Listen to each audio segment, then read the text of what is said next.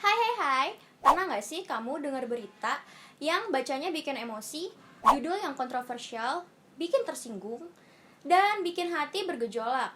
Hati-hati aja sih, sebenarnya semua isi berita tersebut belum tentu benar. Mungkin kamu harus kenalan dulu nih sama yang namanya post-truth. Apa itu post-truth? Penasaran?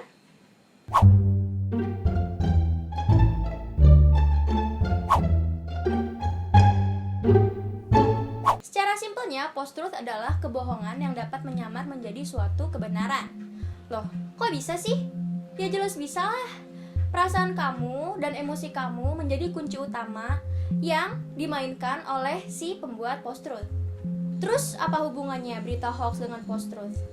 Gak bisa dipungkiri, di era saat ini hampir semua orang ketagihan main smartphone. Mulai dari anak balita hingga kakek-kakek, nenek-nenek yang di kampung, yang di kota, semua update banget sama media sosial. Ada berita sedikit langsung nyebar luas pada saat itu juga. Arus informasi yang bergerak juga gercep banget nih. Kemudian arus ini menjadi aji mumpung buat para oknum untuk menyebarkan kebohongan-kebohongan yang sengaja banget dibuat untuk konsumsi publik. Kalian jujur aja nih, waktu Pilpres kemarin pernah kemakan berita hoax nggak? Di antara kamu yang menonton, pasti pernah, gue jamin. Nah, karakter post-truth yang paling kental banget ialah membangun opini serta meyakinkan masyarakat dengan menyuguhkan narasi-narasi kebenaran di media sosial yang nantinya menguntungkan pihak-pihak tertentu. Padahal narasi-narasi tersebut hanyalah sebuah kebohongan belaka nih.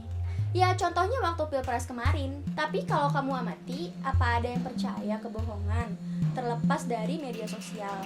Jawabannya banyak. Banyak banget yang masih percaya dengan apa aja yang menyebar di media sosial. Post-truth dan berita hoax itu paket hemat tanpa ribet, spesial buat ngaduk-ngaduk emosi kamu. Kalau sudah termakan, dijamin kamu bakal gampang stres. Rasanya nggak bisa ngebedain yang mana yang fakta dan mana yang bukan fakta. Sulit banget untuk percaya, bahkan ke teman sendiri nih, yang beda aliran sama dengan opini kamu. Biasanya opini orang lain yang berbeda bakal langsung kamu tolak mentah-mentah. Nyadar nggak? Lalu, kenapa sih yang diaduk-aduk itu emosi kamu? Berdasarkan teori psikologi dari James Lang, emosi manusia meliputi kognisi, tindakan, perasaan, dan emosi. Emosi dihasilkan dari tindakan otot atau organ, berawal dari adanya suatu peristiwa. Lalu, masuk ke tahap aparsial atau afek atau aspek kognitif. Masuk lagi nih ke tahap action atau aspek tingkah laku.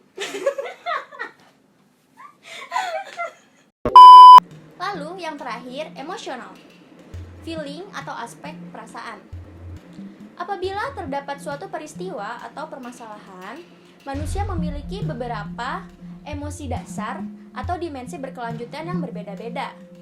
James Lang menemukan bahwa teori emosi ini berbeda-beda, tergantung pada area otak yang berbeda pula, atau neurotransmitter. Bukti akan sangat mendukung gagasan emosi dasar. Feedback, ekspresi dari orang lain juga dapat memperkuat perasaan emosional. Yang awalnya mungkin kamu masih tidak terpengaruh oleh apapun, masih kekeh. Bisa jadi kamu nanti akan terpengaruh, lalu timbul rasa mempercayai. Tapi kalau kamu sudah bisa mengendalikan respon, kamu bakal memiliki perasaan emosional menggebu-gebu yang lebih lemah.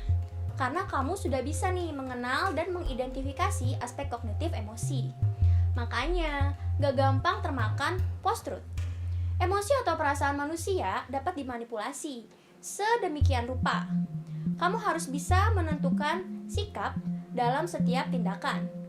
Jangan gegabah, cari tahu dulu kebenarannya, tunggu konfirmasi dari pihak terkait, lalu baru deh kamu boleh percaya dengan hal tersebut. Think smart, do better. Jangan kebanyakan lenye-lenye di kasur ya. Nanti kita ngobrol lagi di video selanjutnya. Penasaran?